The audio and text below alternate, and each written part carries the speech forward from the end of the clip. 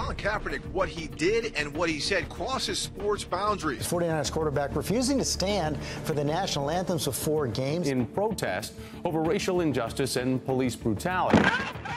That summer, 2 murders committed by police had been caught on tape. One of a man named Philando Castile and the other of Alton Sterling. These police shootings were taking place in poor black communities where a lot of these players were from. So they felt this issue very intimately. Even though we're playing in this league and we're able to do these things on Sunday, we still are people and we still are connected to the things and the issues that are happening around us. Where Alton Sterling was killed by police last week. And they had people on social media saying, who's gonna stand up? Are you gonna stand up and try to do something about this? This is what Kaepernick was responding to. A lot of my teammates come from areas where this might be a situation. Their families might be put in this situation. There's people being murdered unjustly. Cops are getting paid leave for killing people. That's not right. That's not right by anyone's standards. And the reaction was absolute rage. 7 NFL executives, they were anonymous, but the consensus, he says, is that the front offices hate Kaepernick for, hate is the word, hate him. They called him a traitor. NFL executives immediately made it clear that black athletes using their platform to try to peacefully raise awareness about racism were somehow un-American and an embarrassment to the league. I've seen far more press conferences of GMs and owners and coaches sticking by their guys amid some pretty murky and disgusting circumstances. But that's all good. But here's somebody who's trying to stand for justice and for equality, and you consider that to be somehow embarrassing your NFL. When the dust settled, Kaepernick paid for raising these issues with his job, colluded against and shut out of the league by NFL owners. This morning, the quarterback who led the San Francisco 49ers to a Super Bowl 4 years ago can't find an NFL team. But NFL owners and executives didn't stop at going after Kaepernick themselves. They also stood by and said and did nothing, while Donald Trump and a rising chorus of overwhelmingly white reactionary voices revived every racist trope in the book to bully and vilify Kaepernick and other black players who took a knee. They're ungrateful millennial millionaires who won't stand for their own anthem. I think it's a little bit ludicrous that people are raising their fists when they're really filled with cash. I am a girl who doesn't know a lot about football, but I do know an ungrateful jerk when I see one. During the time he was taking a knee, Kaepernick had given away more than $1 million to the kinds of grassroots community organizations that have trouble keeping the lights on. But that wasn't enough for a lot of people. Why don't they get off their knees and do something? Spend some money, get off your knees and walk the walk. Then the league held its fire and cowered on the sidelines when Donald Trump told millions of Fox News viewers that Kaepernick and other black players should maybe find another country to live in. Maybe you shouldn't be in the country. You have to stand proudly for the national anthem. A classic race-baiting message with its go back to Africa overtones that clearly resonated with Trump's white nationalist, nativist base. I got a better idea. Why don't you go back to Africa and form your little football teams over in Africa? The player protests had clearly provoked something deep, ugly, and primordial in the American consciousness. Colin Kaepernick. Kaepernick's jersey and likeness were burned and hanged. He faced death threats, and a lot of people got off on playing out their fantasies of doing violence to him.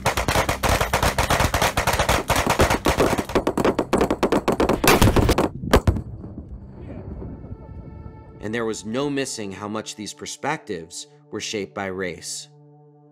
From the very start, polls showed that huge majorities of black Americans supported Kaepernick and the protests, had no trouble understanding what Kaepernick was saying, and saw the protest as an act of courage. When Colin initiated what he did, it brought a sense of immediacy that wasn't there before. It brought it to a national level. And I think having the bravery to be able to do that is something that we should all stand for.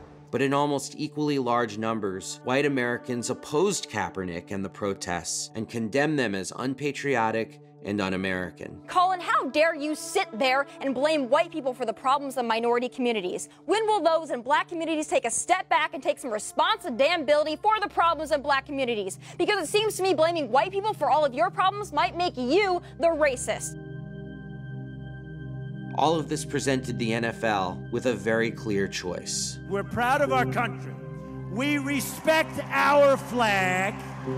They could stay on the right side of Trump, the polls, and majority white sentiment, or they could be on the right side of history and help steer the conversation back to police brutality and racial injustice. Wouldn't you love to see one of these NFL owners, when somebody disrespects our flag, to say, get that son of a bitch off the field right now, out, he's fired. He's fired! Trump's tough words set off demonstrations across the league. After Donald Trump called for firing black players who protested, the league did its best to signal that it was finally ready to stand up for its players in what seemed to be a miraculous conversion to the cause of racial justice. Rapper Jay-Z has agreed to partner with the National Football League to promote social justice initiatives and expand entertainment options. We listen to our players. We have the greatest platform in the world, and we're using it in a very positive way. But even as Roger Goodell and team owners were singing their own praises for giving black players a voice, they were still doing everything in their power to silence protests altogether. The NFL is out tonight with a new policy on the national anthem, insisting that league owners not only moved to ban protests in 2018. If anyone is on the field and is disrespectful to the anthem or the flag, there would be a fine from the league. They also continued working behind the scenes to make sure Colin Kaepernick never stepped foot on the field again. I think the key takeaway here is that the owners were not interested in acting on any of the players' concerns. The owners were only interested in trying to get good PR. In its mission and values statement, the NFL proudly and boldly declares that it embraces its unique leadership role in society, assumes the responsibility that comes with that role, and does the right thing, even if it's unpopular. But at every step of the way, NFL executives and team owners responded the way you'd expect the heads of any multi-billion-dollar entertainment corporation to respond. By bending to popular opinion to protect market share, profits, and especially their own power and control. Hi, Jerry, it's Kristen here. I'm wondering if in your mind, athletes should just be quiet, play their sport, or should they use their platform to talk about issues that matter to them? But one thing about the NFL, politics are not good for us in any way. We've got to stay away from politics.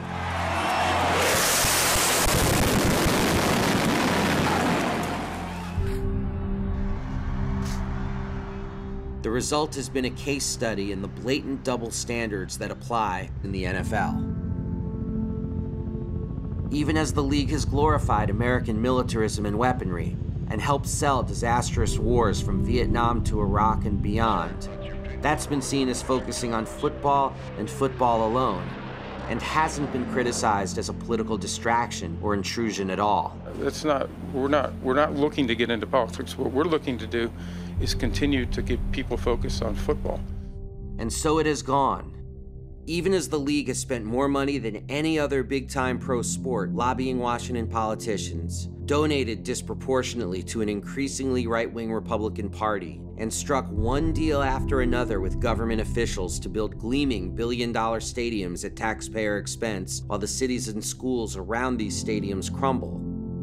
There's been little to no outcry about the political interests of owners or the exercise of political power mixing inappropriately with sport.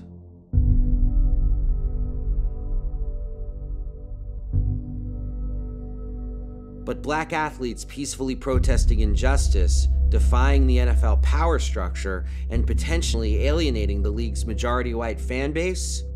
For NFL owners and guardians of the dominant political order in media, that's the kind of political activity that has no place in sport and must be stamped out at all costs.